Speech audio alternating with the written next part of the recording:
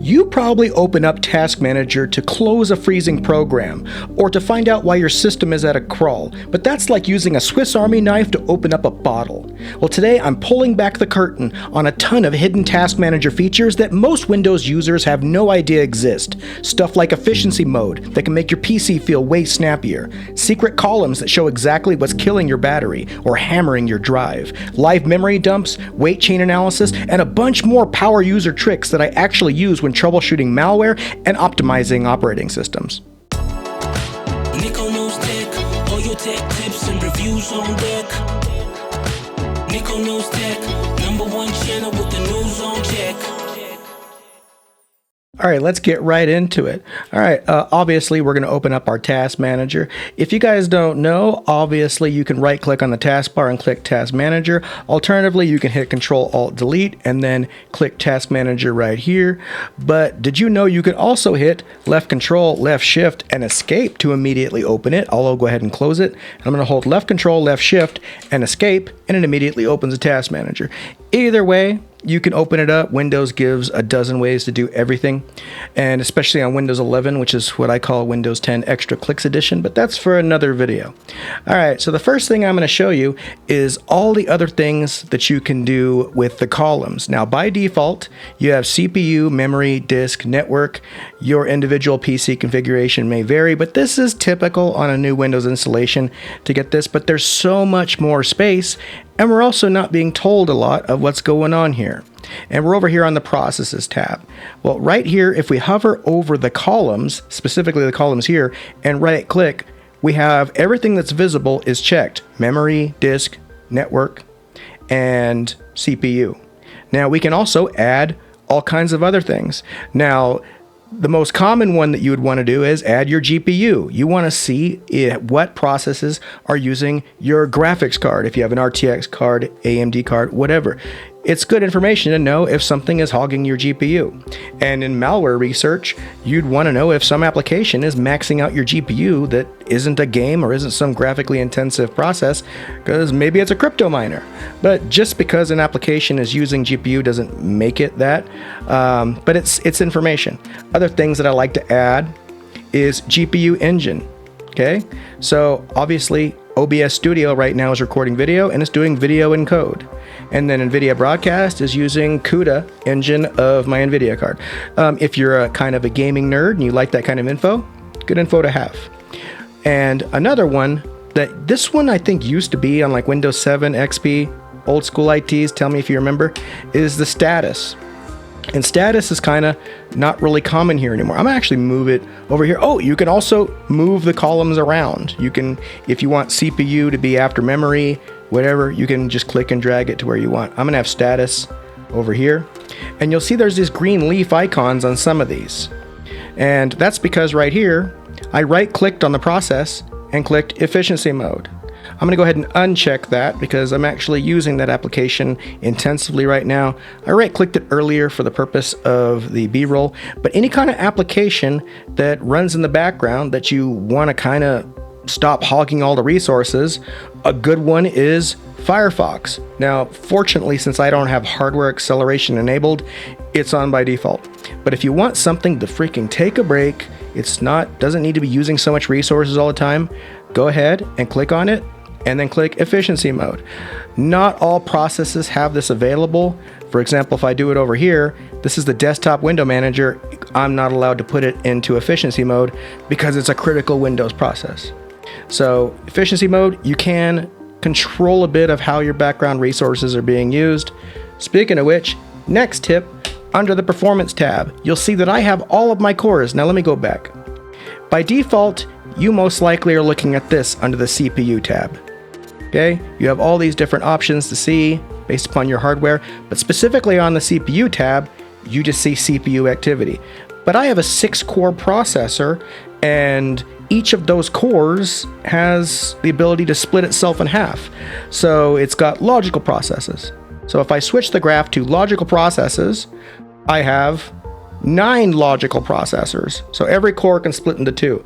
So I have 6 physical processors, and then I have 6 additional logical processors. So I can see what each core is doing. And this is particularly important if you know a thing about core processors on Intel side or X3D processors on AMD, where you want to know how your chipset configuration is. I'm gonna stop getting too techie. If you're gaming, you want your high-performing processor to be running your game. And on some processors, some glitch will happen where you open up Warzone or whatever game, and it's launching on a lower-performing processor. So you'll actually be able to see if you're getting what you want. So if you're an IT savvy or kind of a gaming nerd and you know about hardware, here you can get some data. It's very important. The average user, I just think this looks better. You want to know how many cores you have and what they're all doing. If you don't like it, right click and go back to overall utilization. And this is fine. And they meant to make it, simple for everybody. All right. Next thing, this is not really a secret, but I'm gonna go ahead and include this because a lot of you guys might not be familiar with what the startup tab does. Over here on the startup, this is all the applications on the computer that are gonna automatically run when your Windows boots. This is the chief culprit behind slow boot times and slow systems that you feel like need to be reset, or reinstall Windows. You really don't oftentimes. It's usually you have just tons of junk. By default, a lot of the applications that are on your system and what you install are going to want to run by default. And to go ahead and simplify, go ahead and click the status over here to where this arrow is going down to where you can see everything that's enabled. Disable anything that you're not actively using the application of on a regular basis, or is your antivirus or a device that is critical. So Steam doesn't need to run. EA Launcher doesn't need to run. Discord doesn't need to run all the time. If I want to open up Discord, I double click on Discord and open it. I don't need it running all the time, hogging my resources. I may have better things to do. Teams, you may or may not want this on. If you use Teams every single day in the office, leave it on. Xbox doesn't need to run. So what I have enabled, I have the Creative app because this is directly linked to my headset that I use all the time. This is to my webcam. This is my password manager. NVIDIA Broadcast is also related to my media. If you don't use NVIDIA Broadcast or you don't know what it is all the time, you can probably disable it. RTK Odd OS service. This is real tech. This is my audio driver. I could disable it, but I leave it on. It's not that big of a deal. This is my antivirus. This is Windows Defender. And then this is to a headset. This is to an audio device. I'm an audiophile. Spotify I have disabled, WhatsApp, all this stuff. So just critical stuff. I have 1, 2, 3, 4, 5, 6, 7, 8, 9, like 10 things, but I have over 20 things disabled. So go ahead and disable all those. It's not going to break your system. If you don't like what happened after the next reboot, re-enable it. No big deal.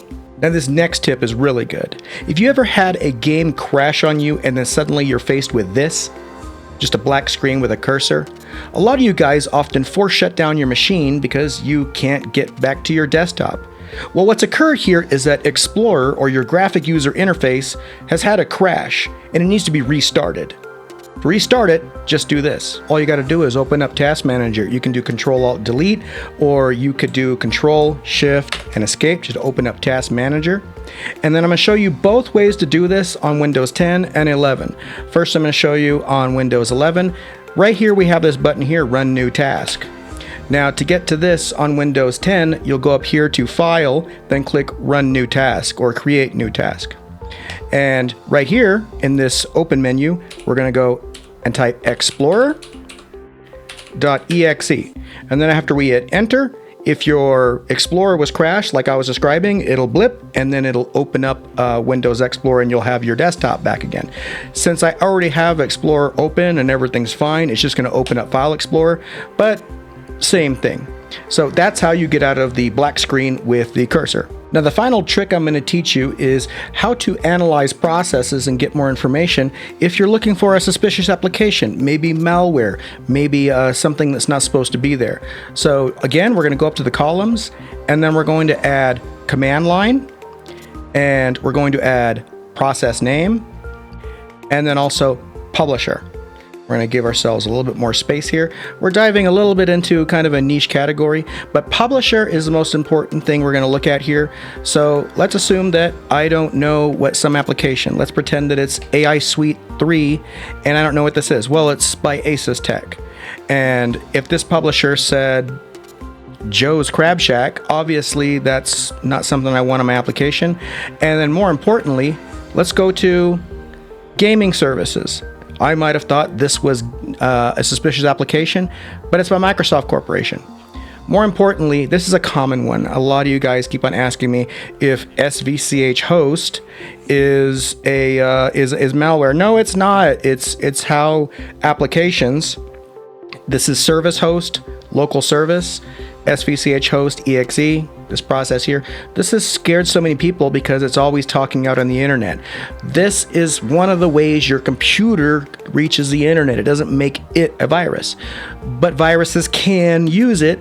So here's how you check it. If I want to look up an SVCH host, first, it's made by Microsoft Corporation, so it's a valid process. It's not made by Microsoft. It's made by Microsoft, so it's not a fake application. But let's see if it's doing something it's not supposed to do. If you are an IT or someone who's a bit into malware research, you can see what is actually being done with this process at the command line. Every time something uses SVCH host, it has to run a command. This one's running local network restricted. And then the process name, this makes it to where it's a lot easier because back in Windows 7 XP, it used to just show the process name. Now we get the name of it, which might not be as familiar to everybody. So being able to use the columns, and you can even add the PID number, you can add everything here. You can even check power usage. This is something I told you I was going to check. Power usage is important for laptops.